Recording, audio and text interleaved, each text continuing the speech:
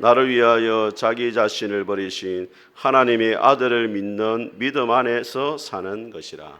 아멘.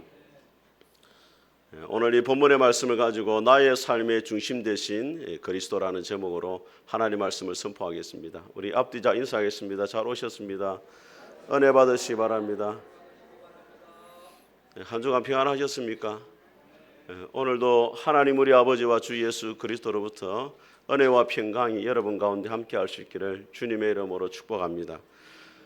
오늘날 금세기에 미국 교회에 가장 영향력을 끼친 인물 가운데 한 사람이 누구냐면 항해자라는 뜻을 가진 내비게이터 선교회를 창시한 도슨 트로트맨입니다.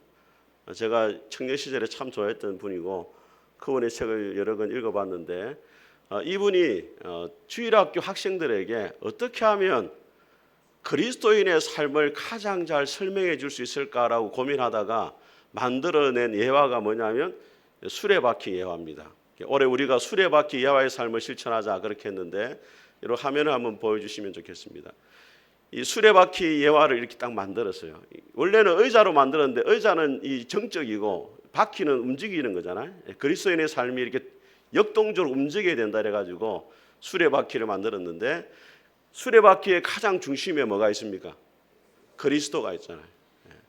이 도슨 트로트맨이 주장이 뭐냐면 그 사람이 참으로 거듭난 그리스도인이냐 그렇지 않느냐를 구분할 수 있는 확실한 기준이 뭐냐면 그 사람의 삶의 중심에 누가 자리를 잡고 있느냐 하는 것입니다.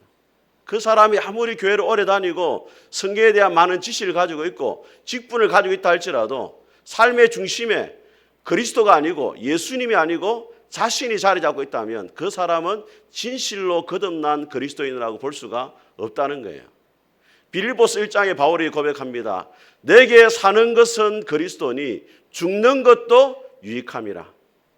바울의 모든 삶의 동기와 목적과 최종적인 삶의 종착지가 뭐냐? 예수 그리스도라는 거예요. 저는 여러분들의 삶의 동기와 목적이 여러분의 삶의 중심이 되신 예수 그리스도가 될 수 있기를 주님의 이름으로 축복합니다. 오늘 이 본문의 말씀은 바울의 고백인데 오늘 이 본문의 말씀을 통해 가지고 우리의 삶의 중심이 되신 그리스도를 모시고 살아가는 삶이 어떠한 삶인지 하나님의 음성을 듣도록 하겠습니다. 첫 번째로 예수님을 삶의 중심에 모시고 살아간다는 것은 예수님이 나를 위해 죽으셨다는 것을 믿는 겁니다. 자, 여러분 한국에 외국인들이 도착해가지고 가장 놀라는 것이 뭐겠습니까?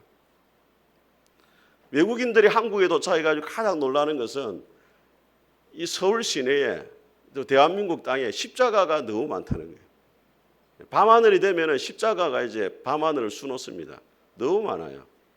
김해만 해도 십자가가 많잖아요. 교인들은 이 십자가를 사랑합니다. 십자가를 장식품으로 씁니다. 어떤 사람은 목걸이에 걸기도 하고 뭐 반지를 만들기도 하고 또 자동차 스티커에 붙이기도 하고 막 그렇게 해요.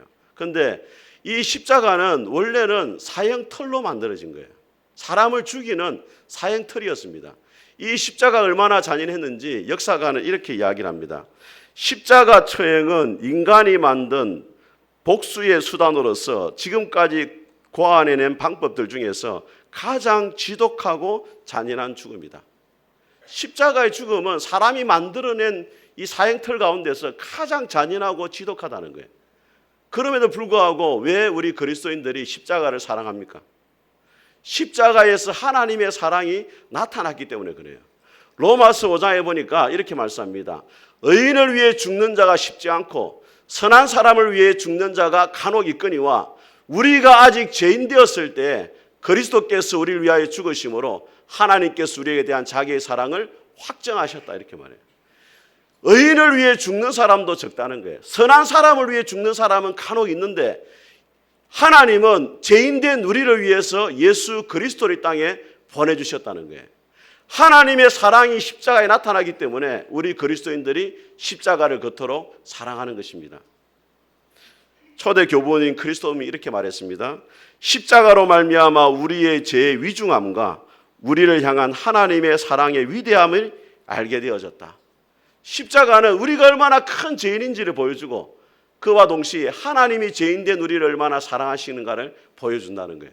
그래서 십자가를 우리가 사랑하는 겁니다. 저는 여러분들이 사도 바울의 고백처럼 주님의 십자가를 사랑하고 자랑할 수 있게 되기를 주의 이름으로 축복합니다. 한 의사가 아프리카에 선교를 갔습니다. 근데 선교를 갔는데 그 아프리카 부족에 특별한 풍습이 있었어요. 그게 뭐냐면 남자가 여자하고 결혼을 하게 되면은 결혼 지참금을 가지고 가는데 암소 한 마리를 이제 가져가는 겁니다. 일반적인 여자들은 암소 한 마리, 조금 괜찮으면 두 마리, 좀 특별하면 한 세 마리인데 세 마리는 거의 없습니다. 오늘 보니까 몇 마리쯤 보입니까? 옆에 한번 보세요. 몇 마리쯤 받을 수 있겠습니까? 그렇게 이제 풍습이 있었는데 한 이제 그 지역의 추장의 아들이 외국에 유학을 갔다 왔는데 엘리트 출신이에요. 결혼할 때가 됐어요. 궁금했습니다. 마을 사람들이 과연 추장의 아들은 암소 몇 마리를 가지고 가는가? 9마리를 가져가는 거예요. 별로 안 놀라시네요. 우리 여성분들 9마리 암소를 끌고 가는 거예요. 그러니까 이 진짜 추장의 아들은 대단하다. 어떤 여자를 만나길래 암소 9마리를 데려가냐? 근데 막상 집에 도착해 보니까 피짝 마르고 얼굴도 볼품이 없는 그런 약간 병약한 여자가 서 있는 거예요. 사람들이 다 실망했습니다. 어리석은 짓을 했다고. 의사 선생님도 궁금했는데 물어보지 못하고 이제 본고로 돌아갔어요. 그리고 몇 년 이제 있다가 휴가차 다시 그 아프리카지를 방문했습니다. 추장의 아들이 이제 추장이 돼 있었어요. 그래서 그 집에 초대를 받아 갔습니다. 물었어요. 그때 왜 9마리를 줬냐고 이렇게 물었어요. 근데 그 동시에 이제 아주 아름다운 여인이 이제 막 접대를 하기 위해서 나오는 거예요. 차를 들고. 그래서 속으로 생각했습니다. 아, 이 추장 아들이 세장가를 갔구나. 그때 그 여자가 아니다. 근데 이 추장 아들이 말하는 게 그때 그 여자라는 거예요.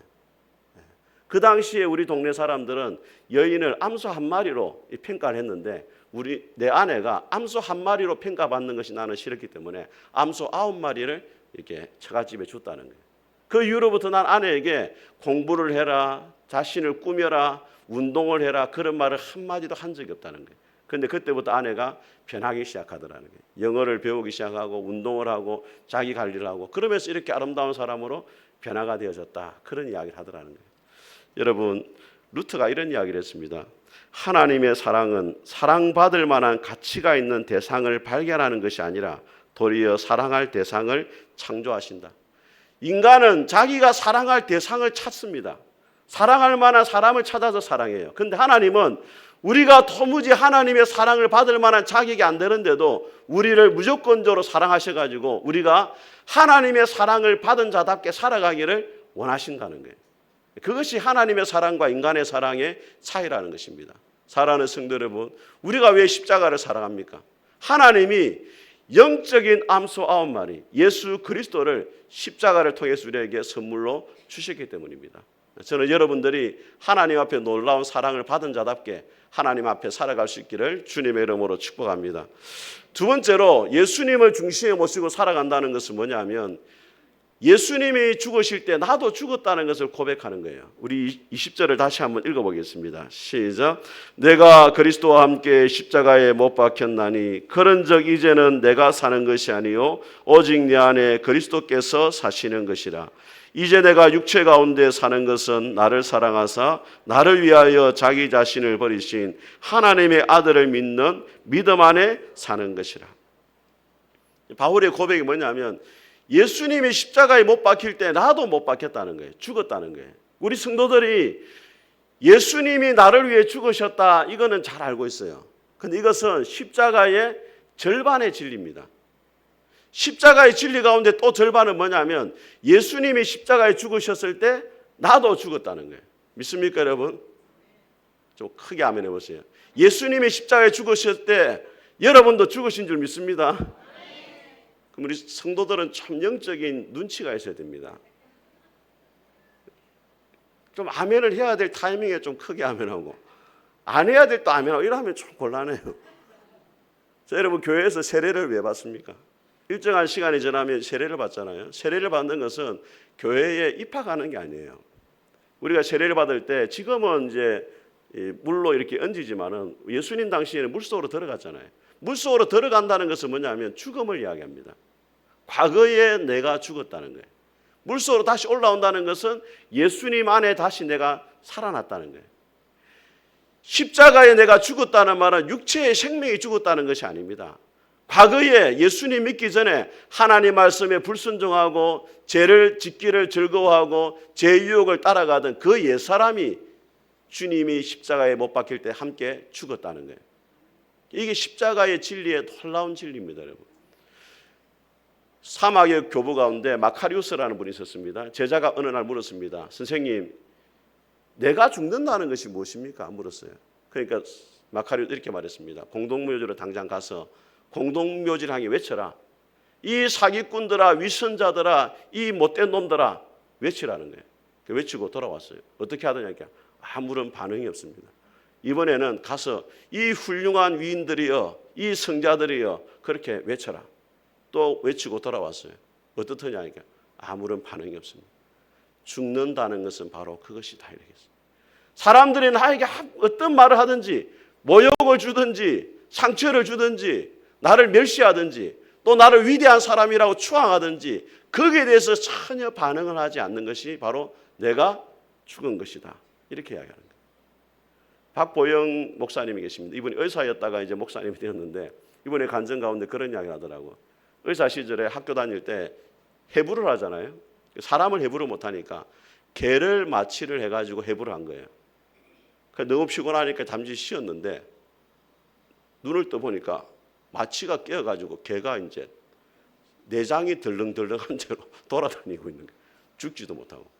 근데 박보영 목사 이런 말 하더라고요. 세상에서 가장 무서운 사람은 덜 죽은 사람이다. 교회 안에 가장 무서운 사람이 누구냐? 덜 죽은 사람이 무서워요. 여러분, 예수님이 십자가에 돌아가실 때 사람들이 조롱했잖아요. 네가 하나님의 아들이면 십자가에 내려와서 우리를 구원해봐라. 네가 하나님의 아들인데 왜 그렇게 십자가에 죽어가느냐? 그때 예수님이 기분 나쁘다고 내려와가지고 예수님 멸시한 사람 뒤통수 하나 때리고 다시 올라갔다면 웃음꼴 되는 거예요. 예수님이 내려오지 않았잖아요. 십자가에 죽은 죄 남아있단 말이에요. 우리 문제가 뭐냐? 예수님 안에 죽었다고 말하면서도 계속 살아나는 게 문제예요. 요한복음 12장 예수님 말씀하십니다. 한 알의 밀알이 땅에 떨어져 죽지 아니하면 한 알 그대로 있고 죽으면 많은 열매를 맺느니라. 왜 우리가 교회 안에 있으면서도 서로 하나 되지 못하고 때로는 갈등이 있고 때로는 우리가 성질을 부리고 그렇게 합니까? 내가 죽지 못하기 때문에 그래요. 내가 죽으면 다 해결이 되는 거예요. 어떤 분은 그렇게 말합니다. 목사님, 성경에 죽었다고 이야기하는데 내 성질을 보니까 죽을지 모르겠습니다. 제가 이거 과거에 참 청년 시절에 고민이었습니다. 분명히 예수님의 십자가에 나도 죽었다는데 여전히 나는 죄를 짓고 죄 유혹에 넘어가고 또 내 성질 부리고 왜 이러냐 이게. 이 실제가 안 되는 실제가 돼야 되잖아요. 실제가 안 되니까 이 복음의 진리를 내가 믿지를 못하겠는 거예요. 그 로마서 6장에 뭐라고 말씀하냐면 죄에 대해서는 죽은 자로 하나님께 대해서는 살아있는 자로 여겨라 이렇게 말해요. 여긴다는 말은 영적으로 세뇌를 시키라는 말이에요. 계속해서 그것이 실제인 것처럼 안 보여도 영적으로 세뇌시켜가지고 그 실제인 것처럼 만들라는 거예요. 여러분 안에 죄 유혹이 올 때마다 나는 죽은 자다 그렇게 자기를 세뇌시켜가지고 죄 유혹이 올 때는 반응하지 말고 죄에 대해서는 죽은 자요 하나님께 대해서는 살아있는 자로 하나님의 요구에 대해서는 반응하는 자로 그렇게 자기를 만들어가라는 거예요. 그것이 바로 복음의 진리를 살아가는 것입니다. 우리나라에 부흥사 중에 김익두 목사님이라는 분이 계셨어요. 죽은 사람도 살리고 그런 분이에요. 초대교회에 한국교회에 부흥을 이끌었던 분. 이 김익두 목사님 과거에 깡패였습니다. 그래서 동네 사람들은 오늘 김익두를 만나지 않게 해달라고 빌고 갔어요. 이렇게 하나님을 빈 게 아니고 자기가 믿는 신에게 빌고 갈 정도로 김익두가 악랄했어요. 그런데 어느 날 이 김익두가 예수님 믿게 되면서 동네 사람들이 부고장을 보냈습니다. 김익두가 죽었다고 부고장을 보냈어요. 근데 어느 날 사람들이 너무 좋아했잖아요. 죽었다고. 근데 어느 날 김익두가 성인철 끼고 나타난 거예요. 시장에. 그래서 사람들이 이게 진짜 죽었나 안 죽었나 이렇게 해가지고 물을 끼얹었어요. 근데 김익두가 하는 말이 과거에 김익두면 당신은 죽었을 건데 예수님 믿었기 때문에 당신이 살았다 했어요. 한 번은 산을 올라갔는데 이 고개를 넘어가는데 술 취한 청년이 찾아와가지고 맥살을 잡고 시비를 막 거는 거예요. 막 목사님 때리는 거예요. 과거 같았으면 죽었죠. 근데 목사 예수 믿고 나니까 이제 계속 지칠 때까지 기다린 거예요. 이 사람도 반응을 안 하니까 재미가 없잖아요. 그래서 그만뒀어요. 김익두 목사님이 이야기했어요. 청년, 내가 누군지 아느냐고. 자세히 보니까 기믹두거든. 깜짝 놀랐어요. 그래서 이런 말했어요. 예수는 내가 믿고 복은 네가 받았다 했어요. 그 이후에도 계속해서 옛날 깡패 성질이 살아날 때마다 김익두 목사 이렇게 말했다는 거예요. 죽은 김익두야, 하나님의 나팔 소리가 들리지 않는데 왜 자꾸 살아나려고 하느냐? 더 죽어야 된다. 그렇게 이야기했다는 거예요. 사랑하는 성도 여러분, 왜 우리가 가정에서 자녀들이 부모의 모습을 통해서 예수님을 만나지 못합니까? 부모들이 예수님 안에 죽지 않았기 때문에. 아내와 남편이 왜 서로의 모습을 통해서 예수님을 만나지 못합니까? 아내와 남편이 예수님 안에 죽지 않았기 때문에 그렇습니다. 우리 예수님을 믿는다고 말하지만 왜 교회 안에서 서로의 모습을 통해서 예수님을 만나지 못합니까? 저와 여러분들이 예수님 안에 온전히 죽지 못해서 그렇습니다. 저는 우리 푸른숲교회 모든 성도들이 예수님의 십자가의 죽음에 여러분을 던져버리고 죽은 자답게 살아갈 수 있기를 주의 이름으로 축복합니다. 세 번째로 예수님을 중심에 모시고 살아간다는 것은 내 안에 예수님이 살아계심을 믿는 거예요. 20절을 다시 한번 읽어보겠습니다. 시작. 내가 그리스도와 함께 십자가에 못 박혔나니 그런즉 이제는 내가 사는 것이 아니요 오직 내 안에 그리스도께서 사시는 것이라. 이제 내가 육체 가운데 사는 것은 나를 사랑하사 나를 위하여 자기 자신을 버리신 하나님의 아들을 믿는 믿음 안에서 사는 것이라. 한번 따라해서 이제는 내가 사는 것이 아니고 오직 내 안에 그리스도가 사는 것이다. 여러분, 우리가 예수님을 믿는다는 것은 종교를 바꾸는 게 아닙니다. 여러분, 불교를 믿다가 기독교로 넘어오는 게 예수님 믿는 게 아니에요. 예수님 믿는 것은 죄를 안 짓고 착하게 사는 게 아니에요. 여러분, 절에 다니는 사람들 중에 교인들보다 착한 사람 훨씬 많아요. 예수님을 믿는다는 것은 뭐냐면 요한복음 1장에 보니까 영접하는 자 곧 그 이름을 믿는 자들은 하나님의 자녀가 되는 권세를 주셨다. 예수님을 마음에 영접하는 게 예수님을 믿는 거예요. 그런데 문제는 뭐냐? 예수님을 영접했음에도 불구하고 왜 삶이 안 변하느냐는 거예요. 두 가지 이유가 있습니다. 크게. 첫째는 뭐냐면 예수님을 주인으로 영접하지 않아서 그래요. 삶의 중심에 예수님을 모시지 않은 거예요. 사도행전 2장에 보니까 너희가 십자가에 못 박은 이 예수를 하나님이 주와 그리스도가 되겠다. 주인과 구세주가 되겠다는 거예요. 오늘날 성도들은 예수님을 구세주로는 영접하지만 주인으로는 영접 안 해요. 사도행전 16장에도 바울이 말합니다. 주 예수를 믿어라. 그리하면 너와 내 집이 구원을 얻으리라. 주인이라는 것은 헬라어로 키리온데 주인님이란 말이에요. 주인님이란 말은 우리가 누구라는 거예요? 노예라는 말, 노예, 종이라는 말이에요. 그 어떻게 살아야 되겠어요? 주인의 말씀과 의도대로 살아야 되잖아요. 그 우리의 문제가 뭡니까? 예수님 우리의 주인이 아니고 예수님을 우리의 종으로 부리는 거예요. 종으로 부리다가 말 안 들으면 교회를 떠나고 막 목사님 원망하고 막 이렇게 하죠. 그게 우리의 첫 번째 변하지 않는 문제예요. 예수님을 영접하되 뭐로 영접해야 된다? 주인으로 영접해야 된다. 두 번째는 뭐냐면 내 안에 계신 예수님을 의식을 하며 살아야 돼요. 여러분, 예수님이 지금 어디 계십니까, 여러분? 예수님이 어디 계세요, 여러분? 그 예수님을 믿는 것은 뭐와 같냐면 여성분들이 그 아기를 임신하는 거하고 똑같아요. 자, 우리 출산한 지 오래되지 한번 생각해 보세요. 자, 아기를 임신한 여성의 특징은 제가 볼 때 세 가지가 있습니다. 첫째는 뭐냐면 늘 아기를 의식합니다. 배를 만지면서, 네? 배를 만지면서 몸을 조심하죠. 네. 또 좋은 거 먹으려 하고, 그죠? 또 좋은 말을 하려 하고, 또 좋은 거 보려고 해요. 어떤 분 청년 옛날에 우리 청년 그러더라. 임신해 와가지고, 목사님 보지 마라, 애가 목사님 보지 마라. 지가 더 문제. 지가 못생겨가지고. 그 좋은 거 보려고 하고 좋은 거 먹으려고 하고 막 이렇게. 첫째는 자기 안에 있는 아기를 늘 의식한다는 거예요. 예. 두 번째는 뭐냐? 아기하고 대화를 하기 시작합니다. 주로 밤에 대화를 해요. 여보, 애가 딸기가 먹고 싶다네. 순대가 먹고 싶다네. 그 여성들이 임신하면은 보이지 않는 그 실체와 대화를 하는 능력이 생기기 시작합니다. 그 대화를 계속 그렇게. 주로 밤에 뭐 사와라 샀고 뭐 이렇게 해야 돼요. 세 번째는 뭐냐면 때가 되면 출산을 해요. 아기를 낳아요.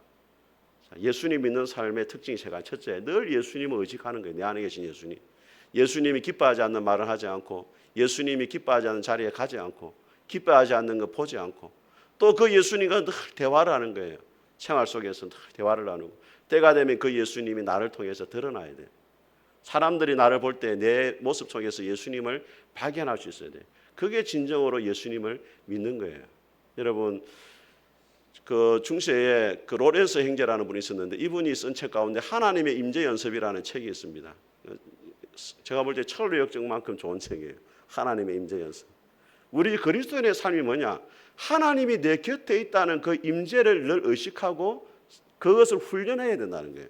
한순간에 안 된다는 거예요. 이게 예수님 믿어도 늘 이를 의식을 해야 되는 거예요. 이 로렌스 형제는 원래는 이 수도원의 부엌에서 일을 했습니다. 근데 그 수도원에서 원장님보다 더 예수님을 닮은 사람들을 이 마을 사람들은 로렌스다 이렇게 이야기했어요. 왜냐하면 계란 후라이를 할 때도 예수님을 사랑하는 마음으로 계란 후라이를 하고 부엌에서 일을 마치고 나면 꼭 그 부엌에서 무릎을 꿇고 오늘도 이 부엌의 일을 잘 마치게 해주 주님 감사합니다. 항상 기도하고 마무리를 하고 그렇게 살다 보니까 예수님을 닮은 사람이 된 거예요. 이 로렌스 형제가 이렇게 이야기를 합니다. 자, 예수님 인재를 의식하기 위해서 어떤 사람과 친해진 뒤에야 그 사람을 사랑할 수 있습니다. 그리고 어떤 사람과 친해지려면 그 사람을 자주 생각해야 합니다. 무슨 일을 하든 낮에나 밤에나 할 수 있는 한 자주 하나님을 생각하십시오. 그분은 언제나 당신과 함께 계십니다. 만일 당신이 혼자서 당신을 찾아온 친구를 외면해 버린다면 매우 무리한 행동이 될 것입니다. 그런데 하물며 어떻게 하나님을 버리고 홀로 내버려 둘 수 있겠습니까? 그분을 잊지 마십시오. 그분과 함께 살고 그분과 함께 죽으시기 바랍니다. 그것이야말로 그리스도인의 참되는 직무입니다. 사람과 친해지려면 자주 만나고 대화를 해야 된다는 거예요. 그리고 손님이 찾아왔는데 그 손님을 무시하고 행동하고 있다면 그거는 그 사람에 대한 예의가 아니라는 거예요. 근데 오늘날 그리스도인들이 예수님이 내 안에 계심에도 불구하고 그 예수님을 무시한 채 외면한 채 살아가고 있다란 말이에요. 그 주님을 늘 의식하고 살아가라. 이게 로렌스 형제의 첫 번째 근면이고 두 번째는 뭐냐면 대화를 하는데 이런 것입니다. 자신에게 일어나는 모든 일을 그분께 말씀드려야 합니다. 선행을 하려는 뜻이 생길 때는 주님께서 도와주지 않으신다면 저는 아무것도 할 수 없습니다. 죄를 지을 때면 저는 주님 없이는 결코 이보다 더 나아질 수 없습니다. 저를 넘어지지 않게 지켜주시고 이 행한 죄로부터 돌이키게 해 주옵소서. 선한 일을 하고 싶은 마음이 일어날 때는 주님 도와주십시오. 주님이 도와주셔야만 이 선한 일을 할 수 있습니다. 죄 유혹이 찾아올 때는 주님이 아니면 나는 이 죄를 이길 수가 없습니다. 그렇게 늘 서시로 주님과 대화를 하고 기도하라는 말이에요. 여러분 요한계시록 3장에 예수님 말씀하십니다. 내가 문 밖에 서서 두드리노니 누구든지 내 음성을 듣고 문을 열면 내가 그에게로 들어가서 그와 더불어 먹고 그는 나와 더불어 먹으리라. 사랑하는 성도 여러분 예수님 믿는다고 하지만은 예수님을 혹시 문 밖에 세워두고 있지는 않습니까? 우리가 예수님을 믿는다는 것은 예수님을 마음으로 영접하는 거예요. 여러분이 예수님을 믿는다고 하지만 여러분의 삶의 중심에 예수님이 자리 잡고 있지는 않습니까? 우리가 예수님을 믿는다는 것은 예수님이 나의 중심에 자리를 잡는 거예요. 예수님을 믿는다고 하지만은 주님을 의식하지 못한 채 살아가고 있지는 않습니까? 예수님을 믿는다는 것은 늘 주님을 의식하고 주님과 대화하고 동행하며 살아가는 것입니다. 우리 푸른숲교회 모든 성도들이 올 한 해 중심 되신 예수 그리스도 그 예수님을 의식하고 동행하며 살아갈 수 있기를 주님의 이름으로 축복합니다. 같이 찬송하겠습니다. 내가 주인 삼은 모든 건